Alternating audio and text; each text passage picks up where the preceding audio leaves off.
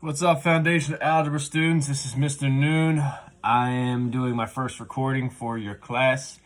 I think this is what I'm going to do from now on as long as remote instruction continues. Hopefully I get to see you guys soon, but for now we'll just make the best of our situation, okay?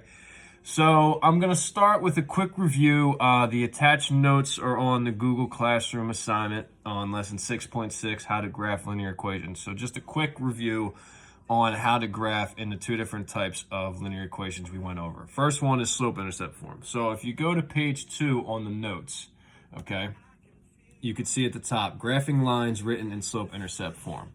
All right, and it's got an example underneath. It says, graph the equation y equals 1/2 x minus 3. Now, in order to graph equations in slope-intercept form, you need two things. You need to know what the m is, and you need to know what the b. Well, m stands for slope. And we know that the slope is always right next to x, so the slope for this equation would be 1/2.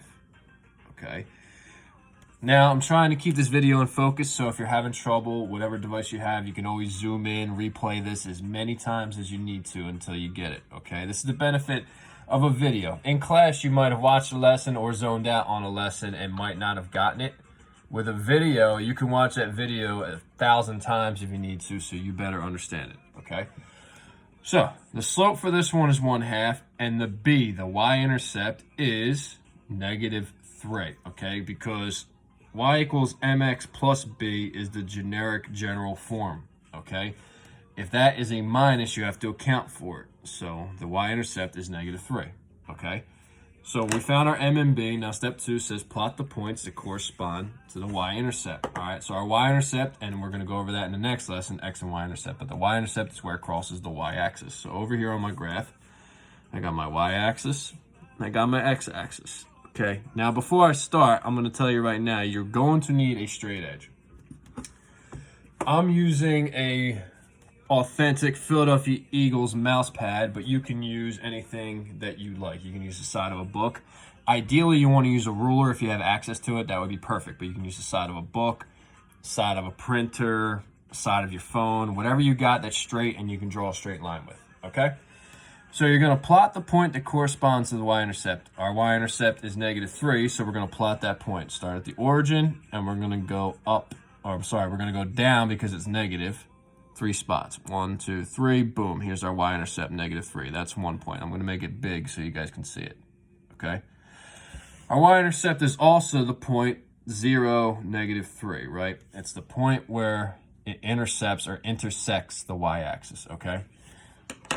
Step 3 is where we use the slope to locate the second, third, fourth point. Now, I'll say this. When you're graphing equations, okay, as long as your line is straight and you use a straight edge, you only need 2 points. I'll say that again. You only need 2 points to draw a equation, okay? A linear equation from an equation, okay? So you're going to start here at your y-intercept, and you're going to use the slope, okay? Well, our slope was 1/2. So we're going to use our rise and run to find one other point. So our rise being on top is 1. So we go up 1. And then our run is 2, and they're both positive, so that means you're going up and right. So I'm going to go up 1, right 2, and boom, that's my second point. Okay, and I know they're close to each other. And you can continue this if you want, but like I said, I'm only requiring to use 2 points. As long as your 2 points are correct and you use a straight edge to connect the lines, you're good. Okay, but I can continue to do this. I can go up 1 over 2 here. I can go up 1 over 2. It's constant. Your slope is constant, which means each point you use your rise of 1 and your run of 2 and go up. Up 1 over 2, and here's another point. You can even go down and left, okay? Because your slope is positive, we know that a negative over a negative still gives you a positive slope. So I can go down 1 to the left 2. Sometimes you might need to do this because you'll run out of room on your graph, okay? But like I said, you only need 2 points. So once you have your 2 points, take our Eagles straight edge, and we're going to take it, align it with all those points, and we're going to make a straight, dark, solid line all the way the entire length of the graph. And then we're going to add arrows at the end. Well, My line's not the greatest, but you guys are going to make better lines, okay? It's a little crooked. I'll be better on the next one, I promise. So that is how to correctly graph when something is written in slope-intercept form, all right? Then we got to the other ones where he said, okay, graph an equation using slope-intercept form, but they don't give you the equation in slope-intercept form. They give it to you in what's called standard form, okay? So this equation is written in standard form. Negative 2x plus y equals 5. Remember, standard form is when these coefficients are all integers, negative 2, 1, and 5, okay? So the first thing we got to do is rewrite this equation in slope-intercept form. We went over that too before in the previous lesson. When we do that, we want to get y by itself. We're solving for y, all right? So we use inverse operations. Anytime we're moving a term or a number or a variable across an equal sign, we do the opposite of whatever sign's to the left of it, right? So this is negative 2x. In order to move it to the other side, I want to add 2x to both sides, right? When I do that, these are gone and I'm left with just y, okay? Now, I cannot combine 5 and 2x because they're not like terms, so I'm just going to leave them the way they are, leave them separate, okay? Now, it's almost in slope-intercept form except for one thing. I can use commutative property and just switch these two terms around. So remember, whatever sign's to the left of it, that's the sign of that term. So this is a positive 2x, so I don't have to write a plus sign. If there's no sign, I know it's already positive. There's no sign here, so like I just said, if it's positive, you need a plus sign. So this equation, rewritten in slope-intercept form, is actually y equals 2x plus 5, all right? Now we can graph. Steps 2, 3, and 4 for this process are exactly the same as our previous example.